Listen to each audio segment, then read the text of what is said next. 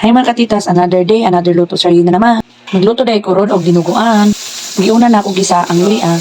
Gisunod na ako ang sibuyas. Paghuman gisunod na ako ang ahos. Paghuman kuro-kurawon ko sa mahumot ng mga panakot. Tapos ilunod na dayon ang mga lamang loob sa baboy. First time dyan ako magluto ani mga katitas. Marang ayaw ko ninyo i-judge kung saan pagluto. Paghuman ako nagilunod ang pusong na akong gikupusin ganinaw kasi kuro-kurawon siya para masagol siya sa mga lamang loob. Timplahan na nato dayon una ang suka. Tapos mikos-mikos. Sunod butang ang tuyo. Tapos gibutangan na og magic syrup ang padagdag lasa sa dinuguan. Napod si Papa diya mga katitas, sige man daro kung siyang buhaton kung sa akong isagol kay first time man lagi na ako magluto mga katitas. Gitilawan ako, satisfied naman ko sa lasa, matong ako nang isagol ang dugo sa baboy.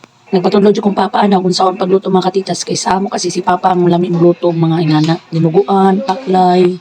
Mao nang narana siya sa gilid, sige man daro kung sa akong dapat buhaton. Kahoy pud ni sa kamotoy, sige mabutag mikos ani kailangan man dai pud kanunay magmikos-mikos. Okay, nakita man ni Papa nagikapoy na ko, mato siya nagpuli. Mao din akong Papa, kagwapo no. Nakadugay og kura mga katitas sa wakas, naluto na gajud nawa. Ipangutong na jud mga tao nga nakikadugay ko na maluto. Paghuman, gibutangan na og bitchin.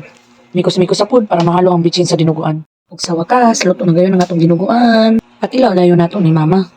Kasi lasa? Huwag kang plastic ha. Lami. Plastic ka jud. Basta dinuguan, lami. Lami. Kung baro to mga katitas, salamat sa pagtanaw. Yummy!